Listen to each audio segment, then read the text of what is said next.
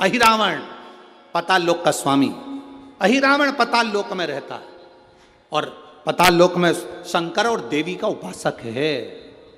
माता रानी का उपासक शिव का उपासक है, शंकर और पार्वती का उपासक है अहिरावण। उसने पाताल में जल के अंदर एक शिवलिंग का निर्माण कर रखा।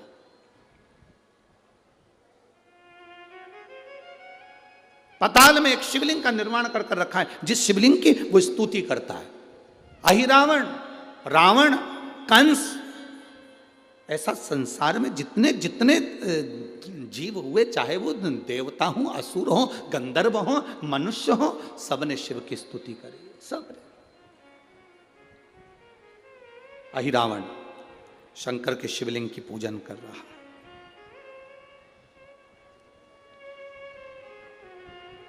शिव के शिवलिंग की स्तुति कर रहा है।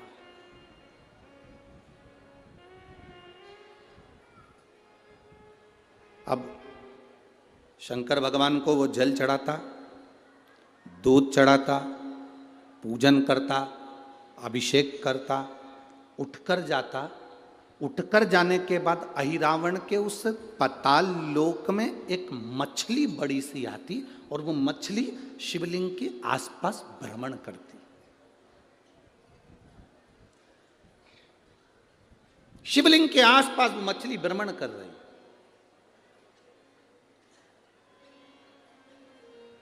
ये बात अहिरावण को नहीं मालूम कि मैं शंकर भगवान का शिवलिंग का पूजन कर कर उठता हूं और वहां एक मछली आकर जल में घूमा करती है।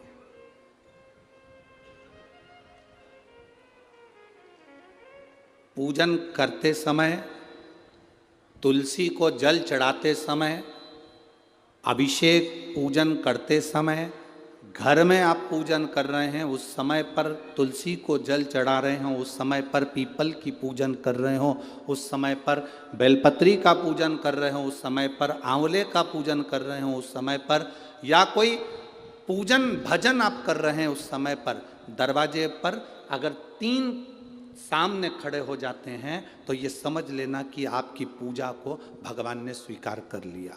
कौन 3 है उसका स्मरण करिएगा।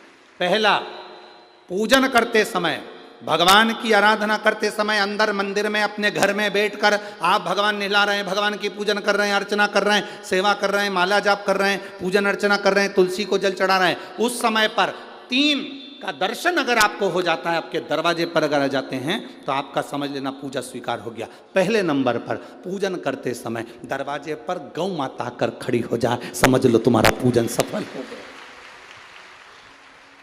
आप पूजन कर रहे हैं अंदर से, गाय रंभा रही है, आप पूजन कर रहे हैं अंदर से, गौ माता गौमूत्र कर रही है, आप पूजन कर रहे हैं अंदर से, गौ माता गोबर कर रही है, आप पूजन कर रहे हैं अंदर से और गाय दरवाजे पर आकर खड़ी हो गई। तुम्हारी अर्चना में, तुम्हारी आराधना में, तुम्हारी साधना में गौ माता तुम्हारे सामने आकर खड़ी हो जाए। पूजन के समय पर अचानक आकर तुम्हारे द्वार पर, तुम तुलसी को जल चढ़ा रहे हो, तुम्हारे दरवाजे पर आ जाए। और मेरा विश्वास कहता है, यहाँ जितनी मेरी जीजियाँ बैठी हैं, यहाँ जितने मेरे जीजा बैठे हैं, ये मेरा विश्वास कहता है आपके साथ कभी ना कभी ये जरूर हुआ होगा, पूजन के समय पर गौ माता का दर्शन होता ही, ये मेरा विश्वास कहता है। और ये कब होता है? जिस दिन आपका चित्त, मन, वृत्ति भगवान में रमी हो। चाहे तुम राम जपो, हनुमान जपो, शिव जपो, तुम्हारी मर्जी पड़े वो जपो। तुम देवी की भी पूजन कर रहे हो, किसी की देवता की पूजन कर रहे हो, कुल देवता की पूजन कर रहे हो, दिल से कर रहे हो, तो ये 3 का अगर दर्शन हो जाए तो कार्य सफल है। पहला, जम के बोलो, गौ माता। दूसरे नंबर पर हमारे यहाँ हम पूजन में लगे हुए हैं, आराधना में लगे हुए हैं, भगवान की अविरल भक्ति में लगे हुए हैं, भगवान की पूजन, आराधना और भक्ति में हम तल्लीन हैं। और दूसरे नंबर पर उस पूजन करते समय पर तुम्हारे घर की बहन बेटी तुम्हारे दरवाजे पर आ जाए तो समझ लो पूजन सफल हुआ है। क्या बहन बेटी के आने से पूजन सफल हो सकता है?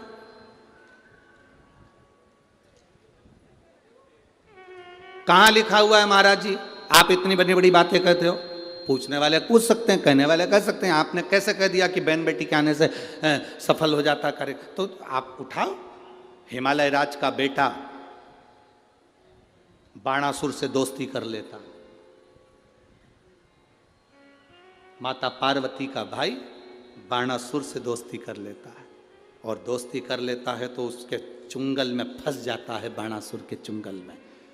भाई संकट में आ जाता है।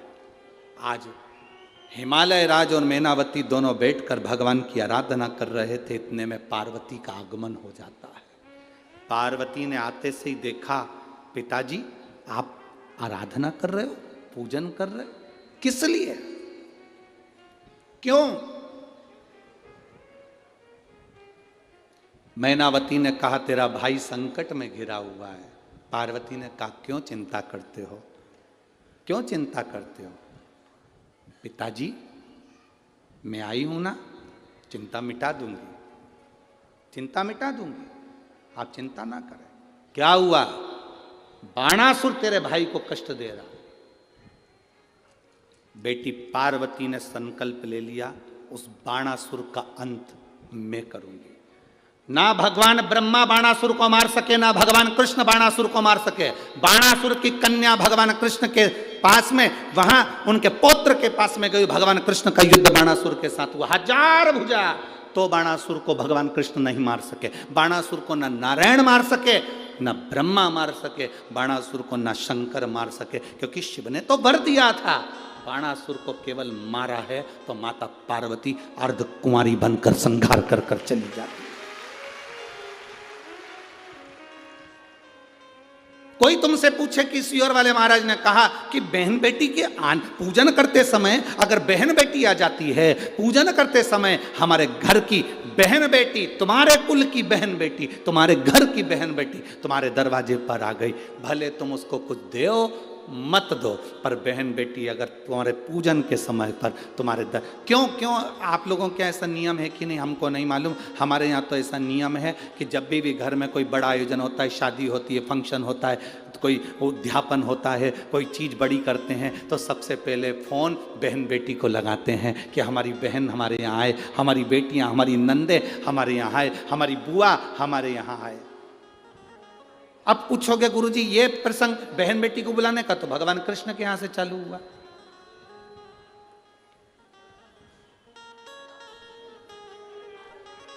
नंद बाबा की कितनी बहन थी? 2, नंदा सुनंदा। नंद बाबा की 2 बहन थी। एक बहन को मालूम पड़ा कि यशोदा जी को संतान होने वाली है, तो एक ने दूसरी से कहा भाभी को संतान होने वाली है, तू कब जाएगी? बहनों में बड़ा प्रेम रहता है। मायके जाने से पहले फोन पे बात कर लेती, तू कितनी तारीख को जाएगी? वो बोलती है कि मैं इतनी तारीख, तो मैं थोड़ा सा बाद में आ जाऊंगी, तू चली जाना फिर मैं आ जाऊंगी। ओ अब भाभी को कोई नहीं है संभालने वाला, तो जापा तो अपने को ही संभालना पड़ेगा, डिलीवरी तो अपने को ही देखना पड़ेगी। एक काम कर, 15 दिन पहले तू संभाल लेना, 15 दिन बाद मैं संभाल लूंगी। हाँ ठीक है। नंदा सुनंदा दोनों ने आपस में बात कर ली कि भाभी को संतान हो तो तू चल। तो आ गई नंदा, नंद बाबा की बहन नंदा आकर घर में रहने लगी, और भाभी को जब जापा हुआ तो सबसे पहले नंदा भगवान को हाथ जोड़कर कहती है, बाबा ऐसी कृपा करना, ए बाबा ऐसी कृपा करना, मेरे भैया की यहाँ 60 साल के बाद तो औलाद हो रही है, तो ऐसी कृपा करना कि उनके घर में लड़का हो जाए। और नंदा हाथ जोड़ती जोड़ती जोड़ती जोड़ती यशोदा जी के कक्ष में गई, और जो कक्ष में गई जाकर जो दर्शन करा तो लाला का दर्शन था। नंदा खुश हो गई, थाली उठाकर बजाने लगी कलदार से, और एक थाली को उठाकर उस नंदा ने बजाया, थाली को उठाकर। कांसे की थाली, पीतल की थाली, तांबे की थाली, जिसके घर में बजती थी उसके घर में शुभ संदेश आता था। आज के जमाने में स्टील बजता है।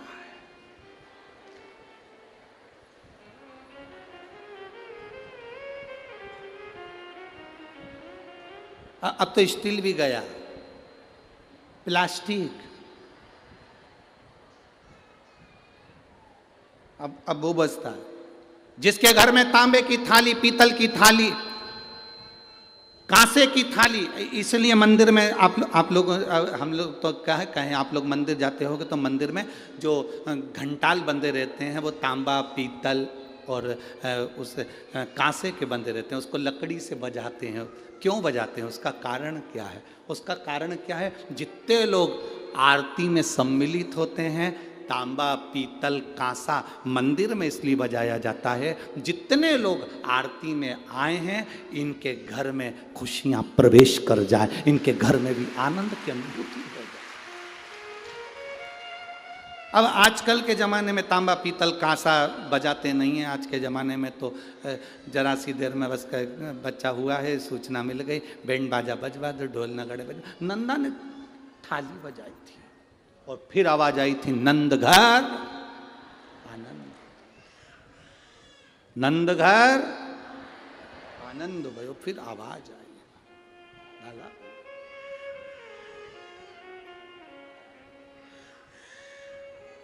शिव तत्व कह रहा। पूजन करते समय, भजन करते समय, स्मरण करते समय, आराधना करते समय, भगवान को भजन करते समय, तुलसी को जल चढ़ाते समय अगर ये 3 का आना तुम्हारे दरवाजे पर हो जाए, समझ लो तुम्हारा पूजन सार्थक हो गया, तुम्हारा भजन सार्थक हो गया। भजन सार्थक।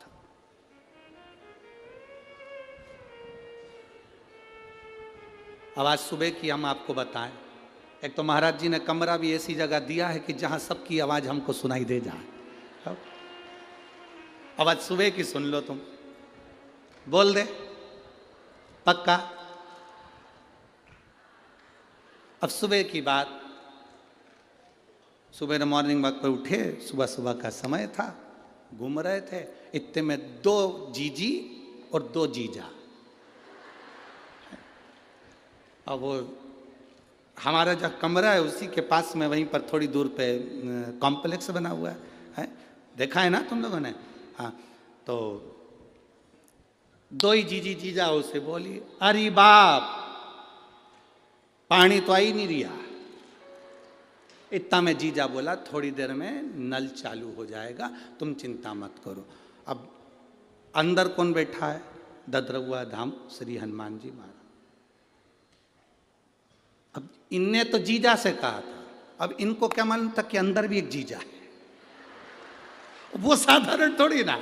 अब इनकी टंकी का तो नल खुड़ गया, उसने ऊपर का चालू कर दिया, धड़ धड़ धड़ धड़ धड़। सवेरे 5:30 बजे की घटना। और जो पानी गिरना चालू हुआ, जो पानी, इतने में दोनों जीजी जीजा से बोली, ये कहां से आ गया? अब ये उन जीजा से बोल रही थी, वो मालूम पड़े वो भीतर वाले ने, उसने टंकी का नल खोल दिया। जो पानी गिरना चालू हुआ, थोड़ी देर का आया, 15-20 मिनट पर जीजी हो नहाली, और जीजा हूँ भी नहा नुहा के कंगी पाटी पाड़ के हम उधर घूम के उधर आए, तो चिल्ला के बोले, श्री शिवाय।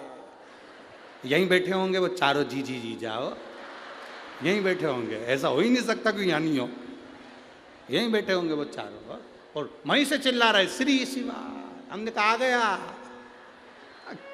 सुनता है, उसको कहते हैं ददरउआ धाम का श्री हनुमान, साधारण नहीं,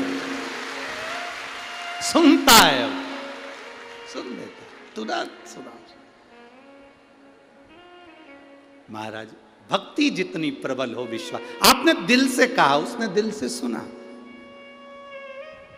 सफलता देता है बाबा, सफलता। क्या ना, तेरी कृपा बिना ना हिले एक भी लेते हैं श्वास, तेरी कृपा से। पूजन करते समय, भजन करते समय, स्मरण करते हुए, नाम जाप करते हुए 3 का दर्शन हो जाए, तुम्हारे दरवाजे पर आ जाए, जीवन की सफलता मानना, पूजन सफल मानना। पहले नंबर पर जम के बोलो गौ माता, दूसरे नंबर पर बहन बेटी, और तीसरे नंबर पर हैं संत गुरुजन, जो निष्कपट भाव के, जो तुम्हारे दरवाजे पर कुछ मांगने नहीं आए हैं। जो मांगने आए हैं वो नहीं, पूजन करते समय तुम्हारे दरवाजे पर कोई संत, कोई ब्राह्मण, कोई गुरुजन कोई भक्त ऐसा आ जाए जो मांगने नहीं आया, फिर बस तुम्हारे सामने तिलक लगाकर भक्ति में डूबा हुआ, भजन में डूबा हुआ वो तुम्हारे सामने आ जाए, समझ लो कि तुम्हारी पूजन सफल हो गई। मांगने नहीं, मांगने नहीं, केवल आया, भजन गाया, सीताराम कहा, हर हर महादेव कहा, श्री शिवाय नमस्तुभ्यम कहा, जय श्री हनुमान जी कहा, और वो अपना चले गया। तुम्हारे दरवाजे पर मांगा नहीं उसने। असली संत तुम्हारे दरवाजे पर गुरुजन, ब्राह्मण जन, भक्त जन, कोई भगवत प्रेमी तुम्हारे दरवाजे पर दर्शन हो जाए पूजन के समय पर, समझ लो कि उसने स्वीकार कर लिया, उसने स्वीकार कर लिया। अही रावण शिवलिंग की पूजन करता है, चले जाता है, एक मछली शिवलिंग के आसपास घूमती रहती है। अही रावण जो जल चढ़ाता है, अही रावण जो दूध चढ़ाता है, अही रावण जो पदार्थ चढ़ाता है, मछली उसको ग्रहण कर लेती है।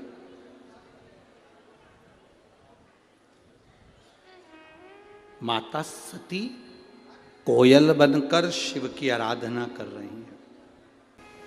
जैसे आपको छींक आती है तो पड़ोसी नहीं छींकता, छींकता है क्या? छींकना किसको पड़ता है? जम के बोलो जरा, अपने आप। खांसी चली तो क्या पड़ोसी खांसेगा? अरे बोलो तो रे, नहीं। किसको खांसना है? अपने आप। भूख लगी तो भोजन किसको करना पड़ेगा? पड़ोसी को कि अपने को? अपने।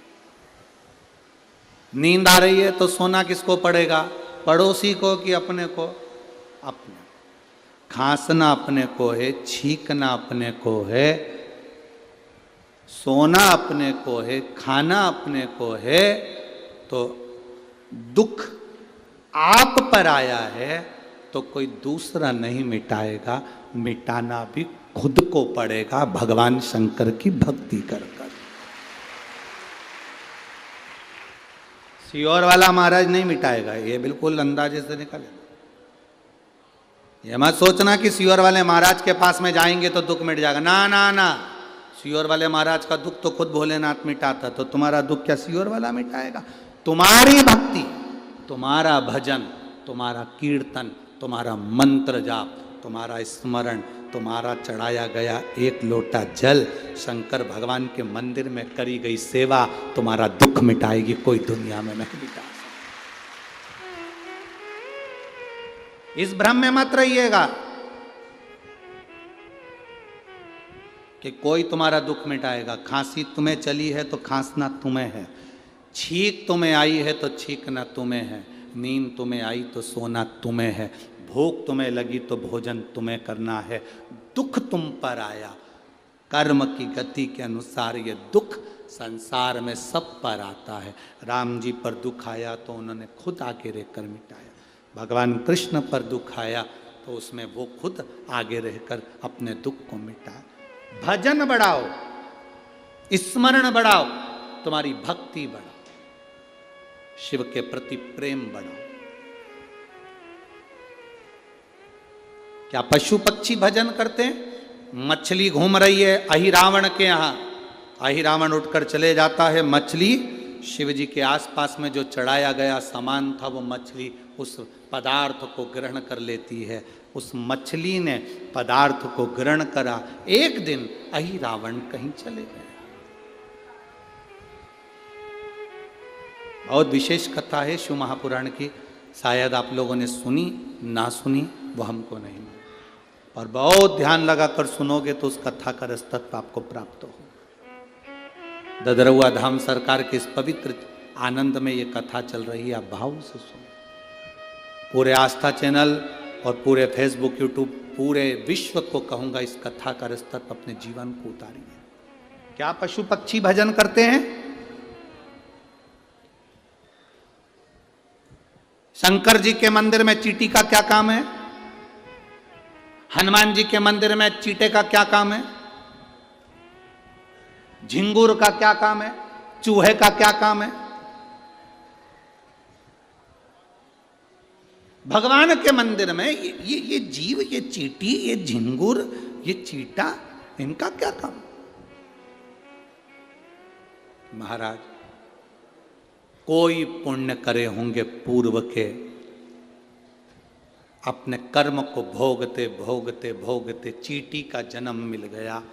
चींटी बनकर किसी भगवान हनुमान जी के, राम जी के, शंकर जी के मंदिर में चली गई और जाने के बाद उनका प्रसाद मुख में गया तो चींटी की योनि के बाद में झिंगुर की योनि होती है, वो योनि नहीं मिली। चींटी की योनि के बाद भगवान का प्रसाद पाते पाते मनुष्य की योनि में चली गई। डायरेक्ट वो योनि प्राप्त हो गई, डायरेक्ट।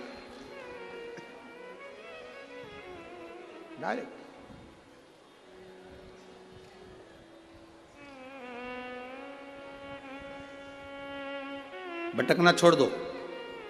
मछली ने, अहि रावण कहीं चले गया, मछली शंकर जी पर चढ़ा हुआ पदार्थ कैसे पावे? मछली का संकल्प था, शिव जी के चढ़े हुए प्रसाद को ही वो ग्रहण करती है, शंकर पर चढ़े हुए अभिषेक के जल को ही वो ग्रहण करती है। अब मछली तड़पने लगी। 12 दिन हो गए, 15 दिन हो गए, 20 दिन हो गए, शंकर का कोई प्रसाद नहीं। मछली तड़प रही।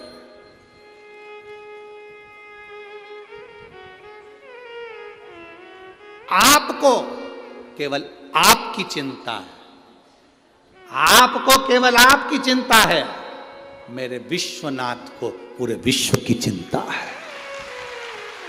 मेरे विश्वनाथ को पूरे विश्व की चिंता है।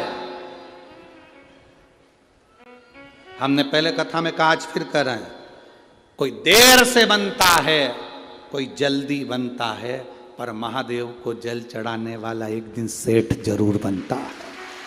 खाली नहीं। उसको शंकर भगवान के चढ़े हुए जल का आचमन करा है, वो खाली नहीं जाएगा। शंकर भगवान पर बेलपत्र चढ़ाइए, वो खाली नहीं जाएगा। आप ददरउआ धाम आए हैं, बालाजी का दर्शन करें, हनुमान जी का दर्शन करें, वो खाली नहीं जाएगा। जहां जगह मिली, आज इस पंडाल में कहीं जगह नहीं है, मैं कहूँगा आस्था चैनल वालों से और टीवी वालों से और कि दर्शन कराएं। आज इस पंडाल में कहीं जगह नहीं, 3-3 पंडाल लगाने के बाद बाहर ग्राउंड तक फुल है, तो लोग रोड पर बैठे हैं और ये पंडाल के पर्दे तक निकाल कर कथा में झूम झूम कर आप चारों तरफ देखो कि चारों तरफ से लोग भरे पड़े हुए हैं। कहाँ जगह? लोग रोडों पर, आप टीवी के माध्यम से, एलईडीओं के माध्यम से देखिए, पूरे ग्राउंड में कहीं जगह नहीं पाँव रखने, रोडों पर लोग बैठे हुए। कहां बैठे हुए?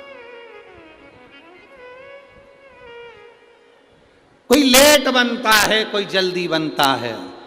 महादेव को जल चढ़ाने वाला एक दिन सेठ जरूर बनता है।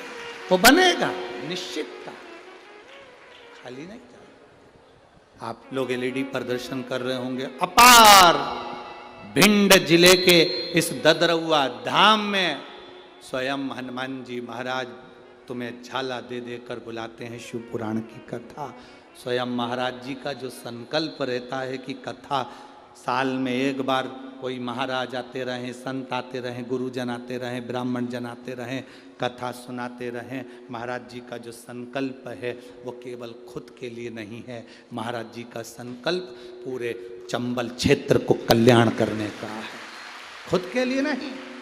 संपूर्ण चंबल क्षेत्र का कल्याण हो, संपूर्ण चंबल क्षेत्र का उद्धार।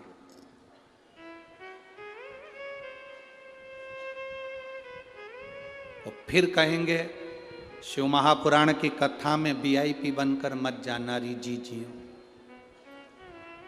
शंकर की कथा में कभी तुम दूसरी जगह जाना तो भले वीआईपी बन जाना, राम कथा में जाओ वीआईपी बन जाओ, भागवत में जाओ वीआईपी बनो, गीता जी में जाओ वीआईपी बनो, मंदिर दर्शन करने जाओ वीआईपी बनो, मना नहीं, पर शंकर की कथा में वीआईपी बनकर मत जाना। बाबा का भक्त बनकर, उसके सेवक बनकर जाना, तो वो पल्लू भर भर कर देकर भेज देगा। कोई वीआईपी नहीं, कोई भी, उसका सेवक बनकर जाओ, उसके भक्त बनकर जाओ।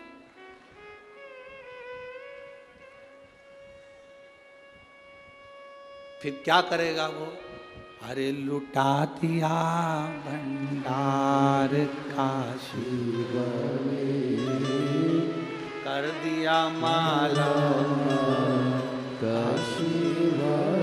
फिर वो खाली नहीं रखता, फिर वो दे कर भेज देता है, देता है, खूब देता है, खूब पकड़ता।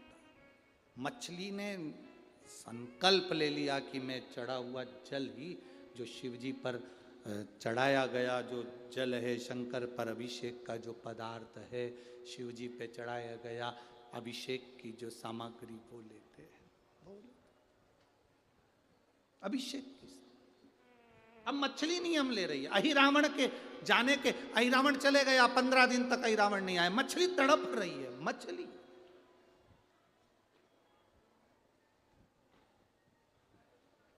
मछली तड़प रही,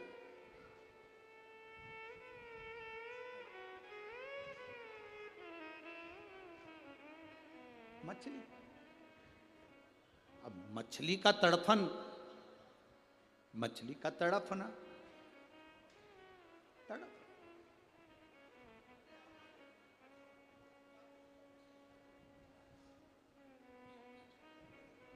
सब आपको भूखा देख सकते होंगे, सब आपको प्यासा देख सकते होंगे, सब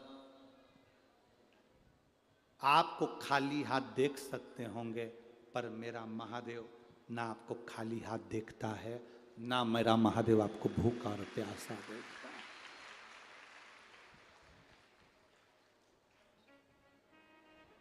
शिव महापुराण की कथा में शंकर स्वयं अविरल है, अविरल शिव शिव है, औघड़ी औघड़ी है। मछली तड़प रही थी। अब शंकर जी का चढ़ा हुआ पदार्थ उसको मिल नहीं रहा था, उसने नियम ले रखा था, मैं शंकर के अभिषेक का ही पदार्थ लूंगी, शिव जी का ही प्रसाद लूंगी, शंकर का। जब कोई संत साधु गुरुजन जीव जंतु मनुष्य जो संकल्प लेता है, वो संकल्प पूरा करने वाला कोई दूसरा नहीं होता, पूरा करने वाला देवाधिदेव महादेव स्वयं पूरा करता है। महाराज जी संकल्प लेते हैं कि साल में एक बार ऐसा बड़ा आयोजन इस चंबल क्षेत्र में हो। महाराज जी का तो संकल्प रहता है, अपने शिष्यों को सूचना कर देते हैं ये बड़ा आयोजन हो रहा है, समझ जाओ, तैयारी करो सारा। महाराज जी ने तो प्रशासन को सूचना दी, सबको सूचना दी, सबके पास सूचना दी। इन सब के पास सूचना देने से पहले मेरा विश्वास मेरे महाराज जी के चरणों में है। महाराज जी आप सबसे कहने से पहले ददरउआ हनुमान जी से कहते होंगे कि बाबा ये कार्यक्रम है, उनसे कहते होंगे कि ये कार्यक्रम है और बड़ा आयोजन है, संभालना है आपको, कोई दूसरा नहीं। कौन संभाले? ए मेरी जीजियों, तुम्हारे घर का आयोजन होता है ना, तो तुम्हारा देवर संभाल लेता है, जेठ संभाल लेता है, बेटा संभाल लेता है, भाई संभाल लेता है। संत का कौन सा देवर है? संत का कौन सा जेठ है? संत का कौन सा ससुरा है?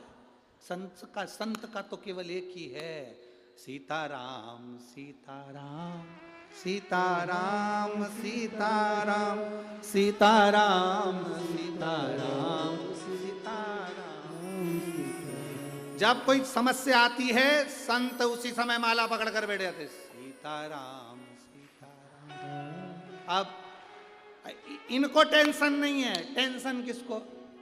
राम जी सीता जी से बोले जा वो 1000 गौशाला की गौशाला बनी है, वहां भंडारा चल रहा है, सीता तू अन्नपूर्णा संभाल ले, मैं कथा संभाल लूंगा।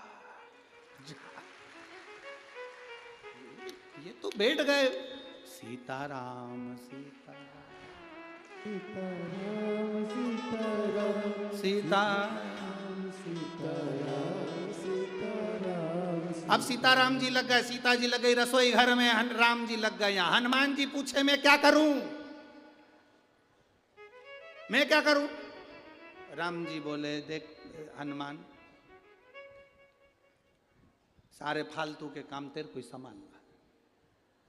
कौन से फालतू के काम? पानी सवेरे गिरवा देना, दिन में 1 बजे से 4 बजे तक नहीं आ जाए, उसका ध्यान। हवा चले मना नहीं, पर थोड़ी थोड़ी धीमी धीमी चले, देखिए इनके ठंड लग जाएगी रे बापड़ा। और भिंड की और चंबल की हवा लग गई तो देवियां और ओघड़ी हो जाएंगी। इनका ध्यान तुझे रख। तो हनुमान जी बोले मैं क्या करूं? राम जी बोले कुछ मत कर, वहीं बैठ अपने स्थान पर। सीताराम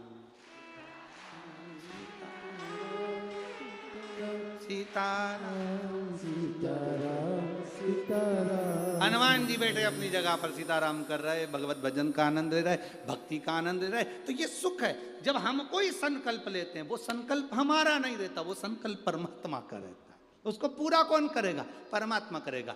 संकल्प लेने वाले तुम हो, पूरा कौन करने वाला है? परमात्मा। बेटा किसका? तुमने कहा मेरे बेटे की शादी नहीं हो रही, तुम जिस दिन कह दोगे मेरा बेटा नहीं, भोलेनाथ आपका बेटा, शंकर जी कहेंगे अब शादी करने की जवाबदारी मेरी है, पार्वती इसके लिए वर ढूंढ। तुम जब तक अपना मानकर चलोगे ये मेरा वो मेरा, गाड़ी मेरी, बंगला मेरा, जमीन मेरी, जायदाद मेरी, सत्ता मेरी, ये सब तुम मानकर चलिए मेरा घर मेरा घर मेरा घर मेरा घर मेरा घर मेरा घर, और मेरा मेरा करते हुए मर गए उसी घर में, बाथरूम में छिपकली बन के चिपक गए। छिपकली को कितनी भी भगाओ वो जाती नहीं, वापिस आ जाती। किसी ने पूछा ये कौन है, तो कह दिया हमारी दादी सास, उसने कभी घर नहीं छोड़ा। यहीं 40 किलोमीटर दूर ग्वालियर में रहती थी, पास में भिंड में रहती थी, आजू बाजू में रहती थी। 40 किलोमीटर दूर शिव पुराण की कथा हो रही थी, उससे घर नहीं छूटा, इसलिए मरने के बाद छिपकली बन के घर में चिपक गई। वही चिपकी। तुम टेंशन मत लेना, एक भिंड की जीजियों, तुम टेंशन मत लो, ना तुम छिपकली बनोगी ना तुम छिपकल्ला बनोगे। तुम चिंता मत करो, क्योंकि तुम अपना घर छोड़कर ददरवा धाम तक शिव पुराण सुनने के लिए आयो। घर छोड़ा यहां पहुंचे हो, जिससे घर नहीं छूटता, दुकान नहीं छूटे, परिवार नहीं छूटे, वो एक दिन आखिरी में मरने के बाद छिपकली बन के घर में चिपका रहे। कोई भी घर में रहे, छिपकली आंख फाड़ फाड़ के देखती रहे, कौन आया कौन गया, कौन आया कौन गया, कौन आया कौन गया,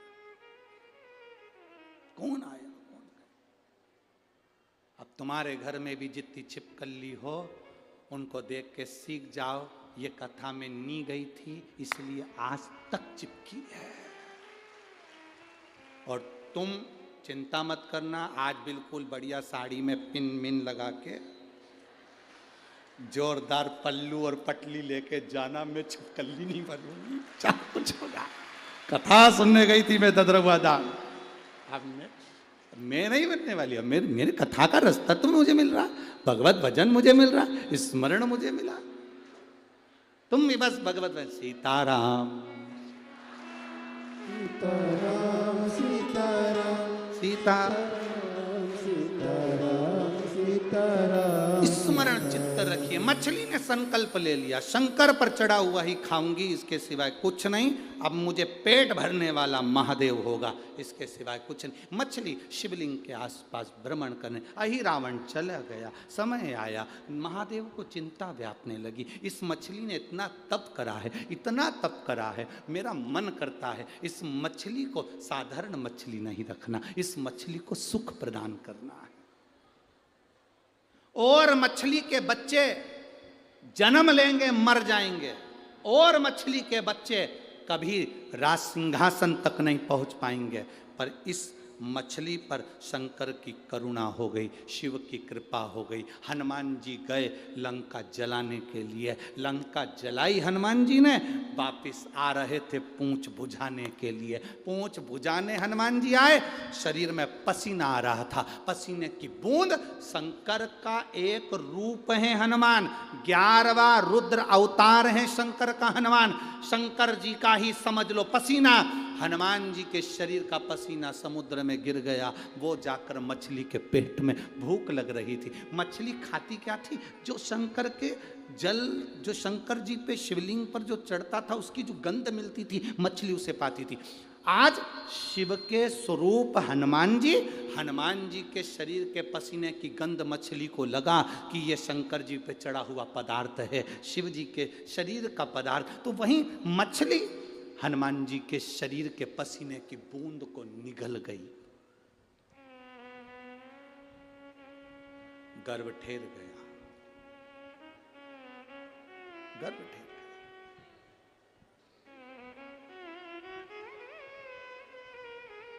अब आप सबने कथा आगे की तो सुनी है ना।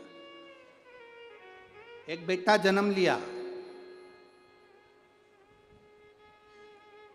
अहि रावण आ गए, मछली पकड़ी गई, अहि रावण के सामने मछली का पेट फाड़ा गया। एक बेटे ने जन्म लिया, मकरध्वज, एक बेटे ने जन्म लिया। छोटे से बेटे को अहि रावण के पास लाया गया, ये बच्चा है, मछली के उदर में से निकला है, क्या करना है? बड़ा करो इसको, पाल पोस के बड़ा करा। नीचे का भाग उस बच्चे का मछली का था और ऊपर का भाग बंदर का था। मकरध्वज, मकरध्वज नीचे से मछली का भाग था, ऊपर से बंदर का भाग था, दरवाजे का द्वारपाल बना दिया। पर शिव को जल चढ़ाने वाला, शंकर का चढ़ा हुआ जल पीने वाला, शंकर की भक्ति करने वाला क्या दरवाजे का द्वारपाल बनेगा? आया समय जब अहि रावण ने देवी को प्रसन्न करने के लिए, बलि चढ़ाने के लिए राम लक्ष्मण को लेकर आए। हनुमान जी उन्हें ढूंढते ढूंढते पताल में चले गए, पताल में गए, दरवाजे पर खड़े हुए उस मकरध्वज को देखा। मकरध्वज से हनुमान जी की गदा का स्पर्श हो गया। मकरध्वज बोल दिया, आप मेरे पिता हो। पूरी कथा सुना दी। भगवान श्री हनुमान जी महाराज प्रसन्न हो गए। अहि रावण को मारकर राम लक्ष्मण को लेकर जाने लगे। तब राम लक्ष्मण ने कह दिया, राम जी महाराज ने, ये साधारण नहीं, आपका पुत्र है, सिंहासन पर बैठना चाहिए। शंकर की कृपा से इस मछली का पुत्र राज सिंहासन पर बैठेगा और पताल लोक का मकरध्वज का अधिपति बना दिया। पताल लोक का अधिपति सिंहासन पर विराजमान किया गया।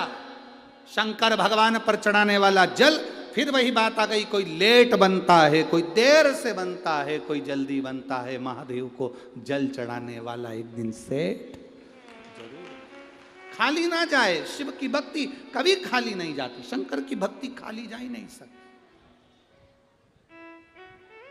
महाराज, जैसे सलाह और सहयोग, ये दो शब्द अलग अलग, ये दो शब्द अलग अलग हैं। कौन कौन से शब्द हैं? बोलो जरा जम के बोलो। पहले नंबर पर सलाह, दूसरे नंबर पर सहयोग। सलाह और सहयोग, ये दो शब्द अलग अलग हैं। इन दोनों में बहुत अंतर है, जमीन आसमान का अंतर है। सलाह और सहयोग, ये दो शब्द अलग अलग हैं। दोनों में जमीन आसमान का अंतर है।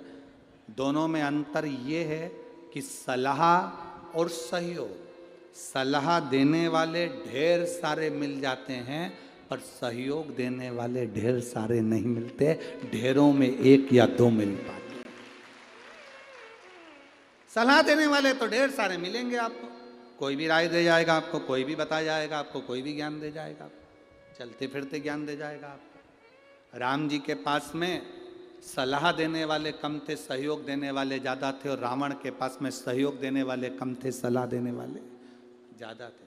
रावण के पास जितने मिलते थे, सलाह देने वाले मिलते थे। किसी ने कहा बंदर आ रहे हैं, बानरों की सेना आ रही है, सलाह देने वाले ने सलाह दे दी, चिंता मत करो, अपन उन सबको खा जाएंगे। अरे पकड़ोगे तो खाओगे ना।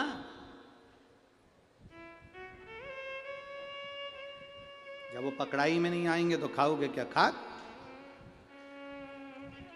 सलाह और सहयोग में अंतर है, जमीन आसमान का अंतर है। सलाह देने वाले ढेर मिलेंगे। आप बैठे हो, आपका हाथ दुख रहा है, आप किसी से कह दो साहब मेरा हाथ दुख रहा है, पट्टा मान लो, एक्सरसाइज करो, हाथ से थोड़ा सा यूं करो, उंगली को ऐसे ऐसे हिलाओ, हाथ ऊंचा करो, नीचा करो, ऐसा करो, वैसा करो। सलाह देने वाले इतने मिल जाएंगे। पर कोई से कह दो साहब मेरा हाथ दुख रहा है, मुझे सहयोग करो। क्या सहयोग करना है? मेरा बैग उठाकर बस स्टैंड तक ले चलो। एक नहीं मिलेगा।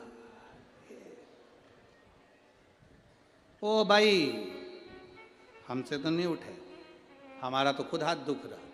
तो अभी तो सलाह दे रहे थे, सलाह देने वाले ढेर मिल जाएंगे। एक से बढ़कर एक सलाह देते हैं लोग, बहुत जोरदार जोरदार देते हैं। सलाह देने वालों की कोई कमी है क्या?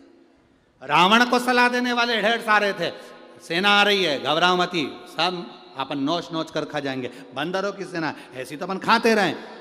राम जी के पास में सलाह वाले नहीं थे, सहयोग वाले थे। रावण के पास में सहयोग वाले नहीं थे, सलाह वाले थे। और आज के ज़माने में पूरी दुनिया में सलाह देने वाले ढेर सारे मिल जाएंगे। सुबह से मोबाइल चालू करो, लोग सलाह देना चालू कर देंगे। आपका दिन शुभ हो, मंगलमय हो, ये करना, वो करना, ऐसे करना, वैसे करना, ये करो, वो करो, ढेर। तुम जब मोबाइल खोलोगे तब कहीं ना कहीं का मिल जाएगा, ये से काम करना, ऐसा करना, झाड़ू यहाँ रख देना, ने तिल्ली वहाँ रख देना, ने ये यहाँ रख देना, ने वो वहाँ रख, ढेर सारे मिलेंगे। पर सहयोग करने वाला कोई नहीं मिलेगा। रावण के पास में सलाह देने वाले थे, पर मेरे राम जी के पास में सहयोग करने वाले थे। बोलते कुछ नहीं थे, काम पूरा कर जाते थे। बोलते कुछ नहीं थे, काम पूरा कर जाते थे। वो सहयोगी होना चाहिए। वो सहयोगी हो तो समझो जीवन की सार्थकता। यदि सहयोगी नहीं तो जीवन की सार्थकता नहीं।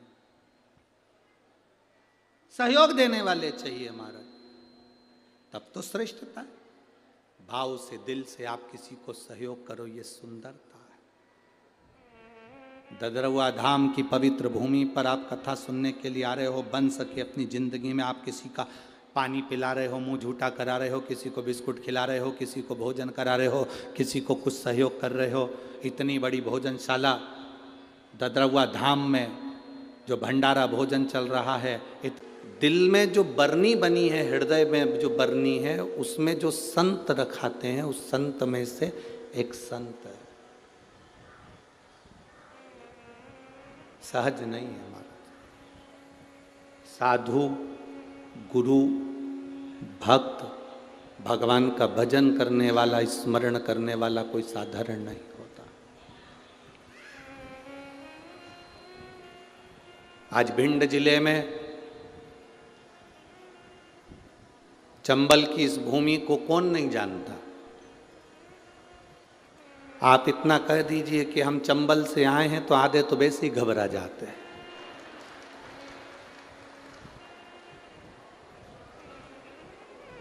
बस इतना कह दिया ना आपने कि हम चंबल से आए, उतने में लोग घबरा जाते। जरा विचार करना, 27 वर्षों से गुरु महाराज की अपन शताब्दी वर्ष के आनंद के अंतर्गत ये 27 साल से उनके उत्सव को सीएपीए के रूप में अपन मना रहे हैं। 27 साल से तो ये मना रहे हैं। और उसके पहले जब गुरुजी यहाँ रहे होंगे, स्वामी जी संत महात्मा यहाँ रहे होंगे, और उन्होंने जो बालाजी की, श्री हनुमंत लाल जी की सेवा करी होगी, सीताराम सरकार की सेवा करी होगी, तो विचार करिएगा इस संपूर्ण चंबल की भूमि में जब चारों तरफ लोग भय से होंगे, तब एक संत इस भूमि पर बैठकर जब हनुमान जी और राम जी की तप साधना करता होगा, तो ये भूमि कितनी पवित्र होगी। और उस स्थान पर महाराज जी का बैठना और ये भगवत भजन करवाना,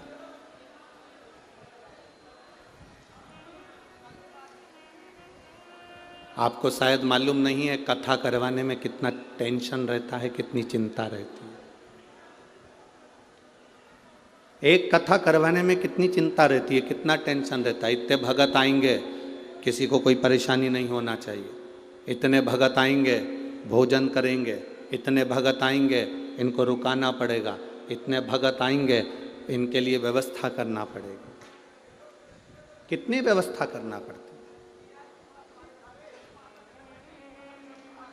कोई भगवान का जो प्रिय होता है, जो भगवान का अति स्नेही होता है, अति प्रिय होता है, वही संत के रूप में जन्म लेता है और ये सारी व्यवस्थाएं करवाकर जीव मानस का कल्याण करता। वो सहजता नहीं है महाराज, सहजता नहीं है। और तेरी कृपा बिना ना हिले एक भी अणु, लेते हैं श्वास तेरी कृपा से तनु तनु।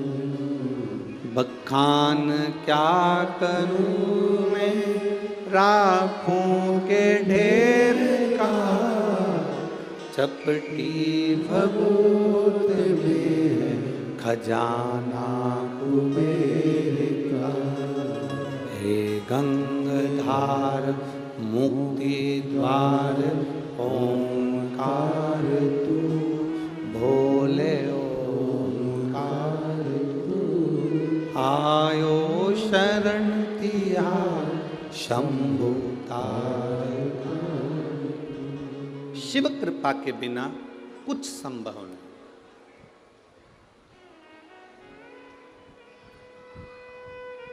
अगर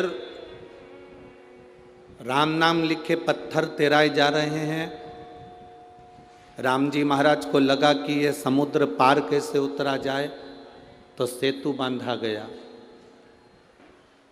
भगवान शंकर की शिवलिंग की पूजन करी गई और पूजन करने के बाद उससे निर्णय निकला, पूजन से निर्णय निकला।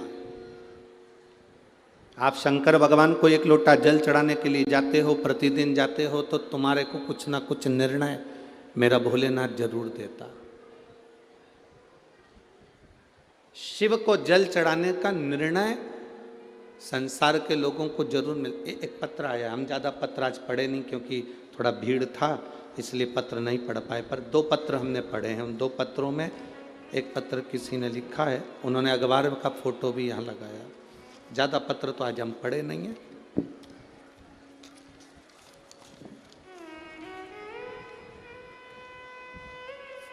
इस पत्र की सबसे पहली लाइन आप टीवी के माध्यम से और एलईडी के माध्यम से, टीवी पर और आपके सामने जो एलईडी लगी है उस पर देखेंगे। इस पर लिखा है, एक बेलपत्री का बल और 1 लोटे जल का फल।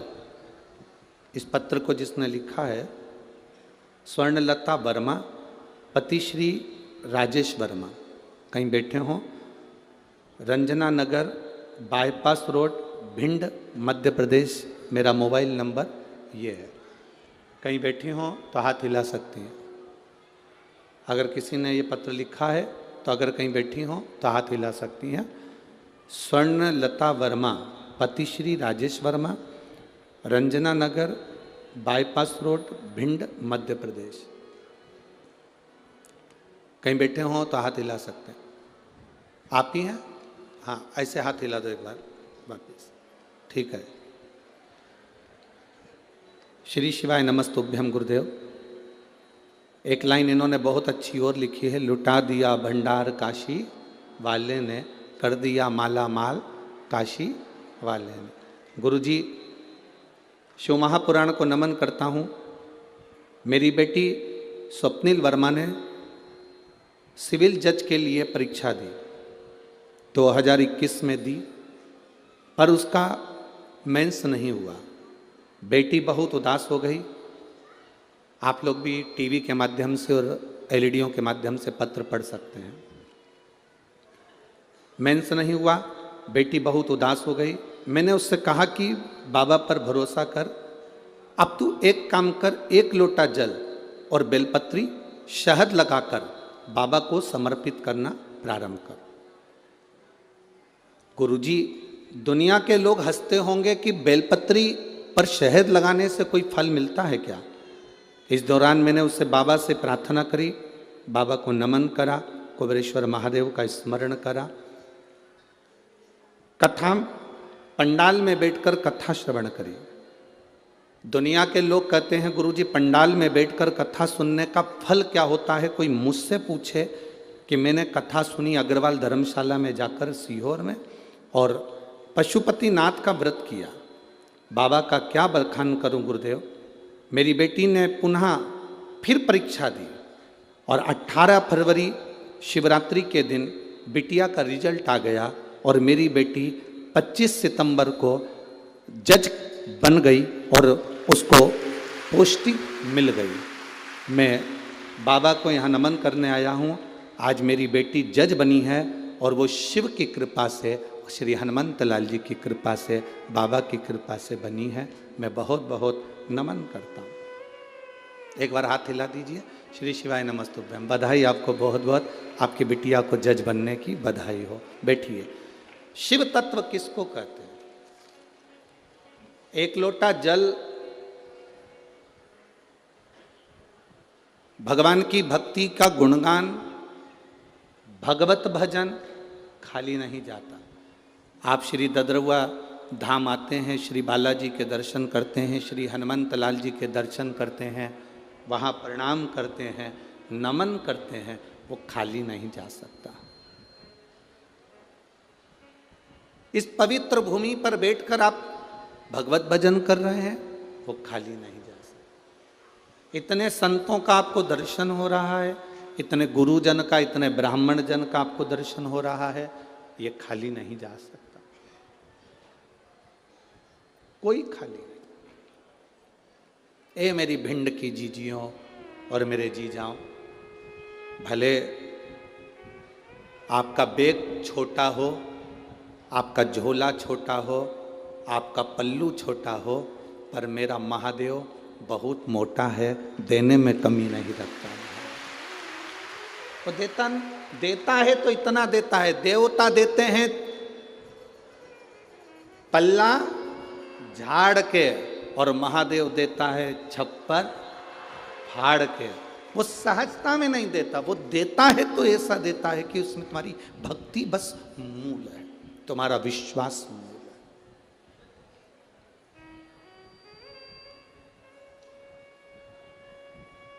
भगवान शंकर की पूजन श्री राम जी महाराज ने करी, रामेश्वर धाम की स्थापना करी। नल नील, ये बुद्धि, ये विवेक, ये चित्त, ये वृत्ति सब उसी ने दे दी। कहाँ दौड़ रहे हो? तुम्हारे पास में नल नील ऐसे बानर हैं जो राम नाम लिख के छोड़ेंगे, पत्थर का स्पर्श करेंगे और पत्थर तैर जाएंगे। तुम्हारे पास में वो बानर हैं जिनका स्पर्श करते से पत्थर तैर जाएगा। अब जरा विचार करना है आपको और हमको शंकर सुमन शिव महापुराण कथा का।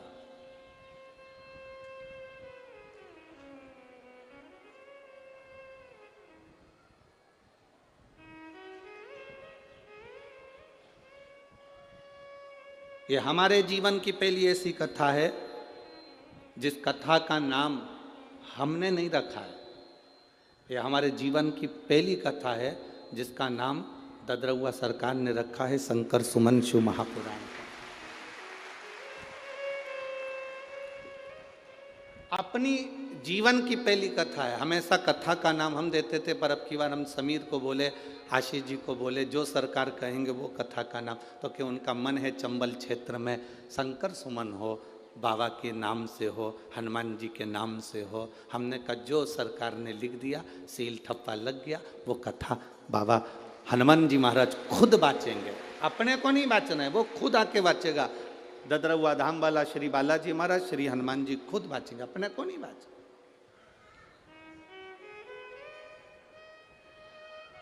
शिव कृपा जब होती है तब जीवन का एक आनंद प्रकट होता है।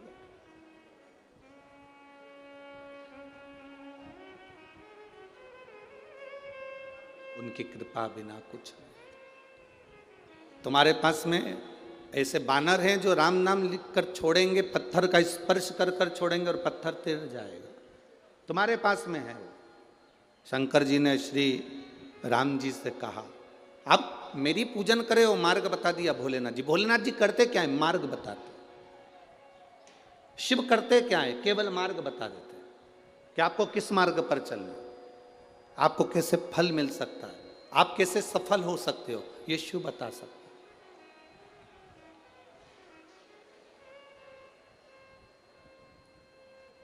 अब राम जी ने नल नील को बुलाया कि तुम्हारे पास में कोई ऐसी विद्या है। वो विद्या तुम्हें श्राप लगा था, क्योंकि तुम संतों के सामान को पानी में फेंक देते थे, वो डूब जाता था, तो संतों ने कह दिया जो भी चीज फेंकेंगे वो तैर जाएगा। कभी कभी श्राप भी दुआ का काम कर जाता है, श्राप भी आशीर्वाद का काम कर जाता है। आप में से कितनी माताएं बैठी होंगी, आप में से कितनी बहुएं बैठी होंगी, और आप में से कितने लोग आस्था चैनल पर कथा सुन रहे होंगे, फेसबुक यूट्यूब पर कथा सुन रहे होंगे, जिनके घर के माँ बाप उनको गाली बके होंगे। सास 24 घंटा बहुओं को कोसी भी होगी, गाली भी दी होगी, अपशब्द भी कहे होंगे, ताने भी दिए होंगे। पर कभी भविष्य पुराण को उठाकर पढ़ना, उस भविष्य पुराण में एक बात लिखी हुई है। आप अगर गीता प्रेस गोरखपुर की भविष्य पुराण पढ़ेंगे तो उसके 36वें नंबर के पृष्ठ को आप पढ़ सकते हो। भविष्य पुराण के अंतर्गत वर्णन किया, घर के बुजुर्ग, घर की माता, घर के पिता अगर क्रोध में आकर अपने बच्चे को, अपनी बहू को, अपने बेटे को, अपने पोते को, अपनी पोती को गाली भी दे देते हैं, अपशब्द भी कह देते हैं, तो घर के बुजुर्ग के मुख से निकली हुई गाली भी आशीर्वाद का काम कर जाती है और उसका कल्याण कर देती है। अब आप में से कई ऐसे भी होंगे, अगर सास ने गाली बकी तो तुम पलट कर गाली बक दिए, उसने अपशब्द कहा, तुमने अपशब्द कह दिया।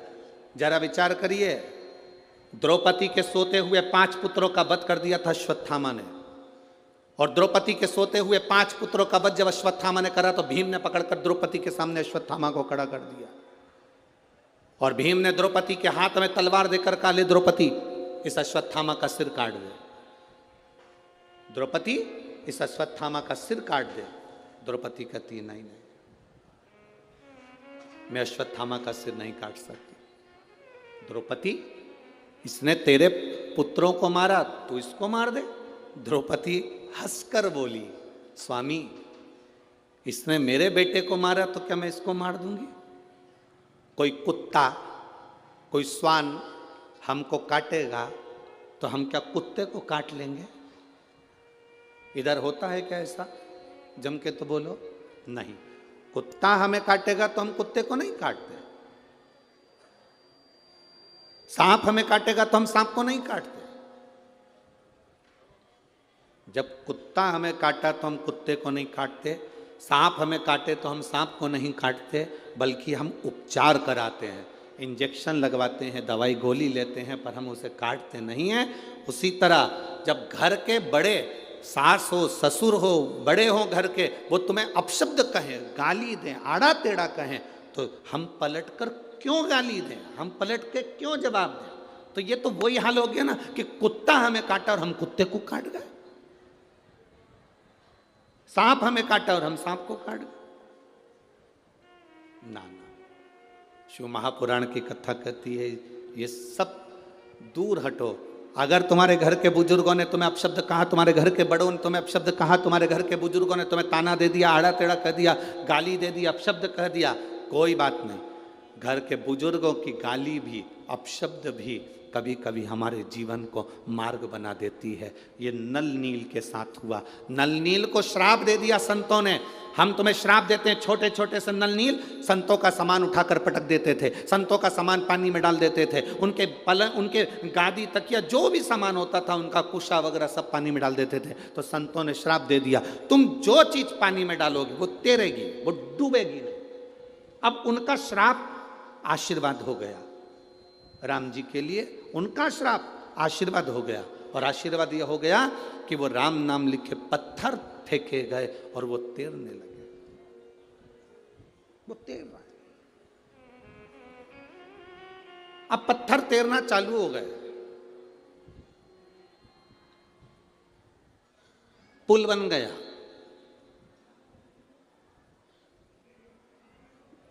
जब अपने गांव का पुल इतनी जल्दी नहीं बनता, जरा विचार करो रे, जरा विचार करना। अपने शहर का पुल इतनी जल्दी नहीं बनता। लोग मंच पर आकर माइक पकड़ पकड़ कर जरूर कह देते हैं, तो किसी ने कहा नेताजी ये वाला पुल बना दो, बस बन जाएगा। नेताजी ये पुल बना दो, बन जाएगा। नेताजी ये पुल बना दो, बन जाएगा।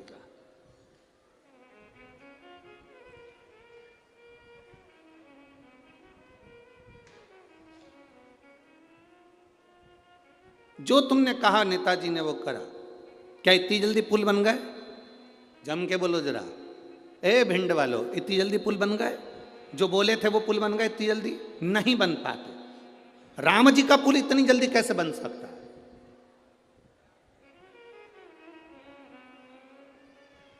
पत्थर तैरना चालू करे, पुल बनना चालू हुआ, इतने में रावण को सूचना पहुंच गई। रावण के पास सूचना। शंकर क्या करते हैं जरा वो देखिएगा, शिव क्या करते हैं वो समझिएगा। रावण के पास सूचना गई और जैसे ही रावण के पास सूचना पहुंची,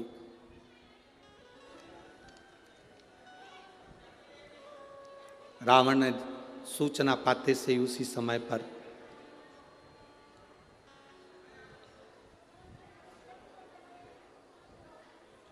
रावण के 3 पत्नियां थी।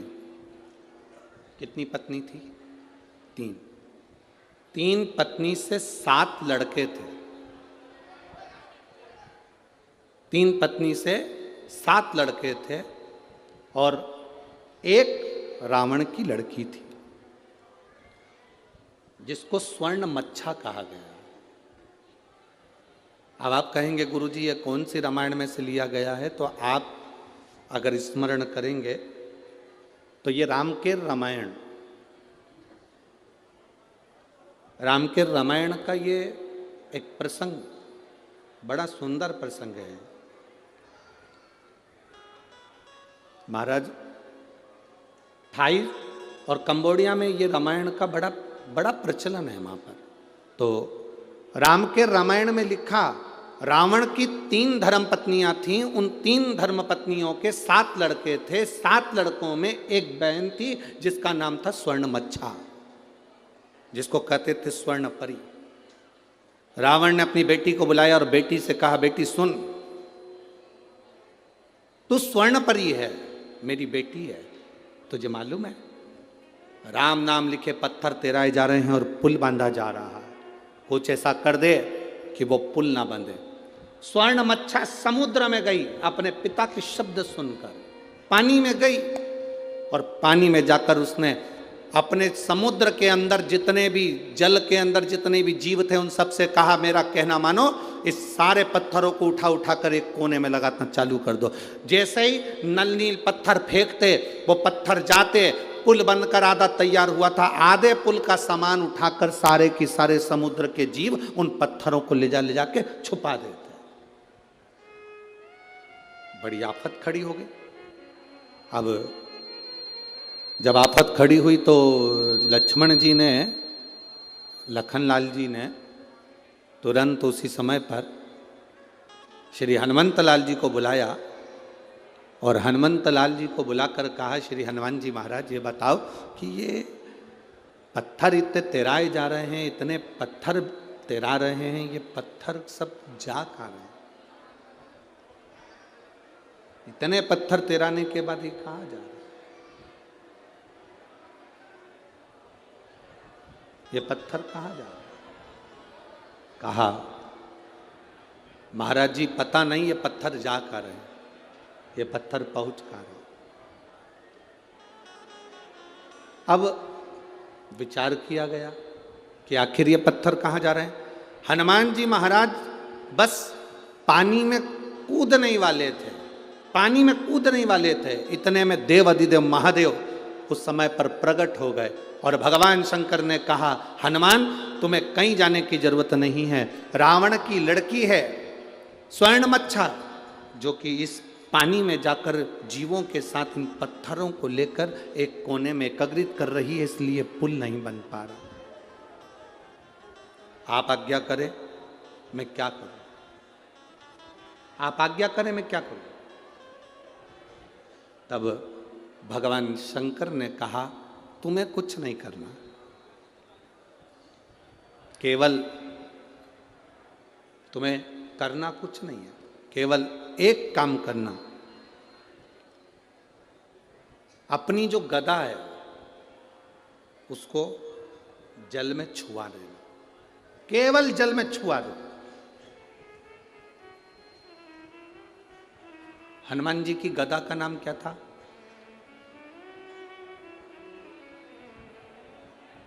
जल्दी बोलो, जल्दी, सब मिलकर बोलो जल्दी से। भाई अपन कहते हैं कि राम जी के हाथ में धनुष था, अर्जुन के हाथ में धनुष था, परशुराम जी के हाथ में फरसा था, सब शस्त्र का नाम है। तो हनुमान जी के हाथ में जो गदा थी उसका नाम क्या था?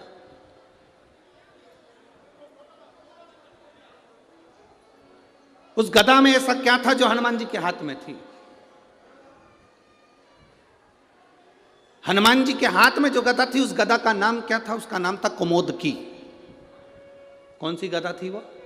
जम के बोलो जरा, सबको याद होना चाहिए। कभी कोई प्रश्न करे तो आपके जीवन में वो उत्तर आपके सामने हो। कुमोदकी उस गदा का नाम था जो हनुमान जी के हाथ में थी। उसको कुबेर ने दिया था हनुमान जी को, शिव जी के कहने पर। आप केवल उस गदा का स्पर्श समुद्र के जल में कराओगे और स्वर्ण मच्छा उस समय पर जैसे ही आपके सामने आकर खड़ी होगी तब आपको कहीं जाने की जरूरत नहीं। उस समय पर स्वर्ण मच्छा से आप निवेदन करोगे और अपने पिता के बारे में आप समझाओगे, स्वर्ण मच्छा आपके उन पत्थरों को छोड़ देगी। शिव क्या करते हैं? देवाधिदेव महादेव क्या करते हैं? शंकर क्या करते हैं? शिव महापुराण की कथा कहती है, जब जब जीव अटकता है, जब जब जीव परेशान होता है, जब जब जीव कहीं भटक जाता है, तब तुमने जो एक लोटा जल महादेव को समर्पित किया है वो जल तुम्हारे सामने मार्ग दिखाने के लिए आ जाता है। वो एक लोटा जल तुम्हारे सम्मुख में आ जाता है। वो एक लोटा जल तुम्हारे जीवन का सुख प्रदान कर देता है।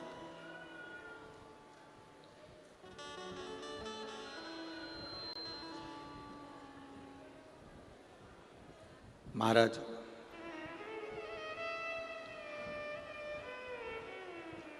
कल अपन ने कथा में श्रवण करा था, भगवान शंकर भगवान की धर्म पत्नी माता सती दक्ष प्रजापति के यज्ञ में जाती हैं और उनका शरीर उस यज्ञ की अग्नि में कूद कर उन्होंने अपने प्राणों को त्याग दिया था। सती मैया का शरीर यज्ञ की अग्नि में चले गया था और सती का जो अगला जन्म हुआ था वो कोयल का हुआ था। सती का जन्म काय का हुआ? जम के बोलो जरा, जम के बोलो। कोयल का जन्म हुआ। पार्वती तो बाद में बनी माता सती, पहले माता सती को कोयल बनना पड़ा था।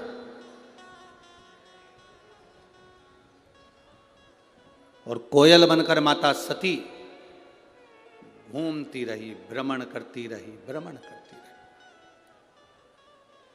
भ्रमण करते करते कोयल बनी माता सती। जहां पर कोई शंकर भगवान के शिवलिंग की पूजन करता था, मां सती कोयल बनकर वहां बैठकर कूका करती थी, भगवान शिव के नाम का उच्चारण करती थी।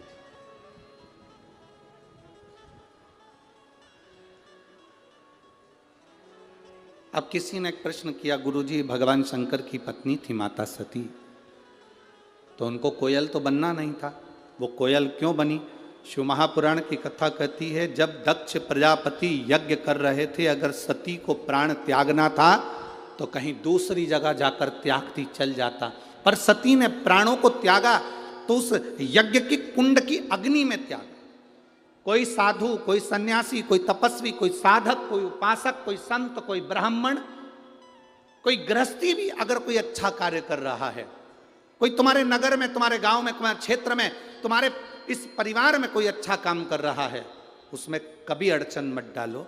अगर अड़चन डालते हो तो अड़चन डालने वाला एक ना एक दिन पक्षी का जन्म पाता है। पक्षी का जन्म उसको लेना ही पड़ता है।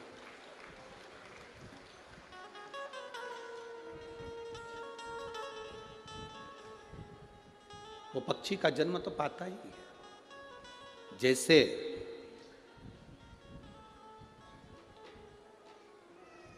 84 लाख योनियों में 20 लाख योनि पेड़ पौधे की है। 84 लाख योनियों में 20 लाख योनि पेड़ पौधे की है। 20 लाख। अब वो 20 लाख योनि पेड़ पौधे की मिली, क्यों मिली, उसका कारण क्या था, किस कारण से मिली? केवल एक कारण था पेड़ पौधे की योनि पाने का, कि आप अपने आसपास में जितने वृक्ष लगे रहते हैं, जितने पेड़ पौधे लगे रहते हैं, जितने वृक्ष लगे रहते हैं, उन वृक्षों को आप काटते हो, तोड़ते हो, बेकार कर देते हो, तो वो वनस्पति का जो देवता है वो भी आपको वृक्ष बनने का, पौधा बनने का श्राप देता है। हमने एक बात पहले भी कथा में कही, अगर यहाँ भिंड की जीजियों ने सुनी होगी तो उनके स्मरण में होगा। बेलपत्री का पत्ता बेलपत्री के वृक्ष से तोड़ लो, उतार लो, मना नहीं है। तुलसी का दल तुलसी के पौधे से उतार लो, मना नहीं है। पीपल का पत्ता पीपल के वृक्ष से उतार लो, मना नहीं है। आंवले का पत्ता आंवले का फल वृक्ष से उतार लो, मना नहीं है। पर इतना शिव महापुराण की कथा कहती है कि बेलपत्री का वृक्ष की डाली नहीं टूटना चाहिए, आंवले के वृक्ष की डाली नहीं टूटना चाहिए, तुलसी के पौधे की डाली नहीं टूटना चाहिए। ये डाली अगर टूटती है तो जीव कितना भी दान करा हो, कितना भी पुण्य करा हो, कितना भी सत्कर्म करा हो, वो सब व्यर्थ चले जाता है, उसका कोई फल नहीं मिलता। आपको अगर बेलपत्र की जरूरत है, आप बेलपत्र लिए और बेलपत्र की आपको जरूरत है, आप डाली में से बेलपत्र तोड़ो ना। डाली क्यों तोड़ना? आप उस बेलपत्र का प्रयोग करो। शंभु शरणे पड़ी मांगू घड़ी रे घड़ी, दुख काटो दया करी ने दर्शन। आपको जरूरत है, आप ले बेलपत्री का पत्ता। एक बेलपत्री के पत्ते में क्या औषधि है, जिस दिन आप जान जाओगे उस दिन बेलपत्री के पेड़ को कभी नहीं तोड़ोगे। हां, बेलपत्री का वृक्ष सूख गया, हरा नहीं रहा, पत्ते नहीं है, हरापन नहीं है, पूरा सूख गया। बेलपत्री के वृक्ष को बजा कर देखो, पूर्ण तरह से अगर सूख गया है, तब उसकी जो जड़ निकाली तुमने, उस जड़ को निकालकर इधर उधर फेंकना नहीं, उसका चंदन बनाकर एक मुठिया बनाकर तैयार रखो। और जब तुम्हारे जीवन में तुम्हें लगे कि हरे वृक्ष को नहीं काटना, हरे वृक्ष को बेकार नहीं करना, जो बेलपत्री का वृक्ष सूख गया हो, जो पत्ती नहीं आ रही, फल नहीं आ रहा है, पूरा सूख गया, उसको तुमने बजा कर देख लिया कि बेलपत्री का वृक्ष पूर्ण तरह से सूख चुका है, ये किसी काम का नहीं रहे, थोड़े समय के बाद लोग इसे काट लेंगे, उसमें पत्ती नहीं आती, फल नहीं आता, पूरा सूख गया है, उसमें ना पत्ती है ना फल है, अड़भंगा है, बिल्कुल खाली। उस बेलपत्री के वृक्ष की जड़ को, उस तने को, उसको निकाल लो और उसकी एक अच्छी मुठिया बनाकर तैयार रखो। उस मुठिया को तुम्हारा मन पड़े, जिस दिन तुम्हारे पास में चंदन घिसने का सिलबट्टा हो, उस पर घिसकर उस चंदन को एकत्रित कर कर एक प्रदोष, एक शिवरात्रि हर महीने आती है, प्रदोष हर महीने आती है, सोमवार की अष्टमी 2-2, 3-3 महीने में जरूर आती है। अगर आपने प्रदोष के दिन शंकर भगवान को बेलपत्री का चंदन लगाया है, शिवरात्रि के दिन आपने बेलपत्री का चंदन लगाया है, और यदि सोमवार की अष्टमी के दिन बेलपत्री का चंदन लगाया है, इन तीनों डब्बी को आप अलग अलग कर लीजिए। एक डब्बी रख लो आपके पास में कि मैंने सोमवार की अष्टमी के दिन बाबा को चंदन का लेपन करा है और बेलपत्री का चंदन लगाया।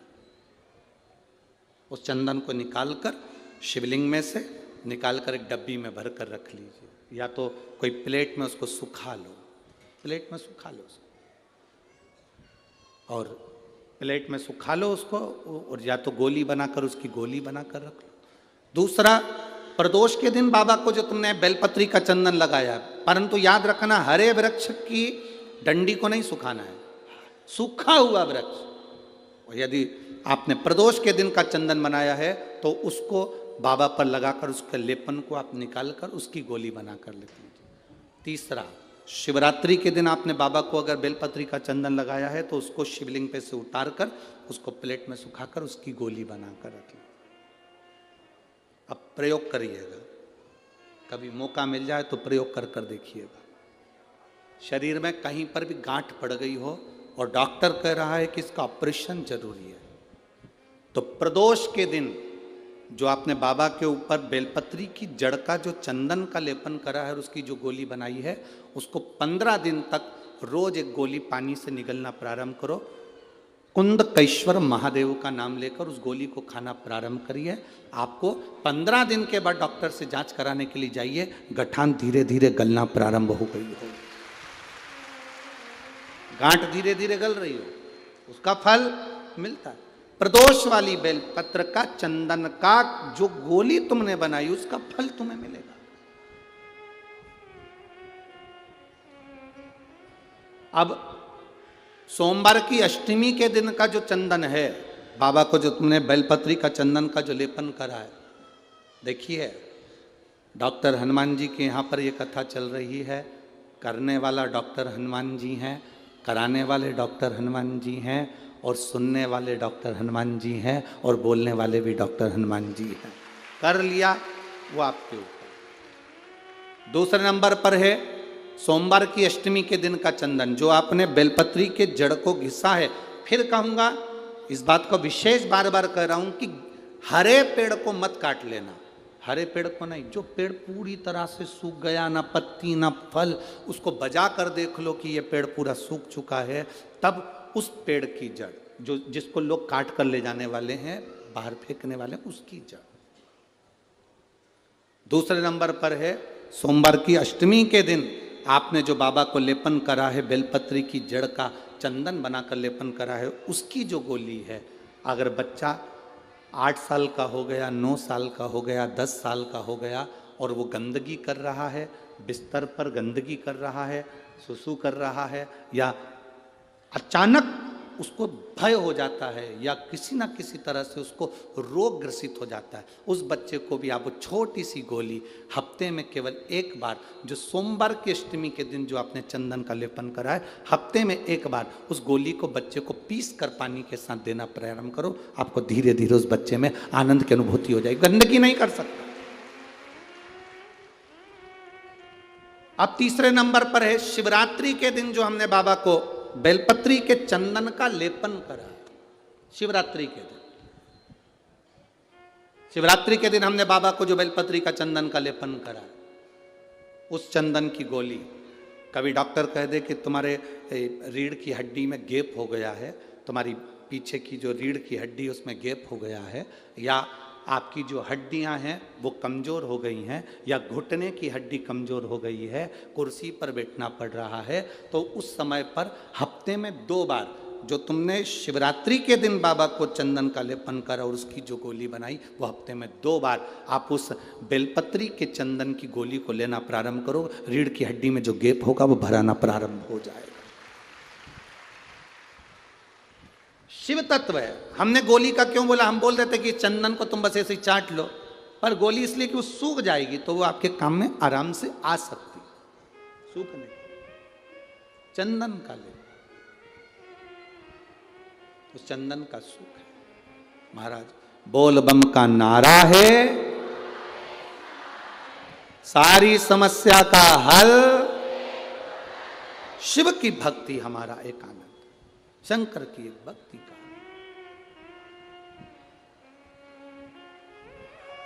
सती मैया, स्वयं सती, सती मां। अब सती को कोयल बनना पड़ा, सती को कोयल, पक्षी बनना पड़ा है माता सती को, कोयल बनना पड़ा है माता सती को, और सती कोयल बन गई। अब कोई कहे कि गुरुजी क्या पक्षी भगवान शंकर का भजन करते हैं? क्या पक्षी भगवान शिव का स्मरण करते हैं? क्या पशु भगवान शंकर का भजन करते हैं? कहीं मत जाओ, एक बार रामायण को उठाकर देखिए। अहि रावण पाताल लोक का स्वामी था, पाताल लोक उसके कब्जे में था, अहि रावण के कब्जे में पाताल लोक। शंकर सुमन शिव महापुराण की कथा सुन रहे हो, इसलिए इस प्रसंग को हम लोग ले रहे हैं। हनुमान जी से जुड़े हुए प्रसंगों को जोड़ते हुए इस कथा का लाभ अपन ले रहे हैं। क्या पशु पक्षी भगवान शिव का भजन करते हैं? क्या पशु पक्षी भगवान शंकर को जल चढ़ाते हैं? क्या पशु पक्षी भगवान शंकर का गुणगान करते हैं? क्या पशु पक्षी भगवान शिव की स्तुति करते हैं? कोई एक देवता का नाम बता दो जिस देवता का नाम पशु से जुड़ा हुआ हो। केवल एक ही देव है, वो देव अधिदेव महादेव है, जिसको पशुपति नाथ कहा जाता है, जो पशुओं का भी देवता है, जिसको पशुपति नाथ कहते हैं, जो पशुओं का भी देवता, पशुओं का।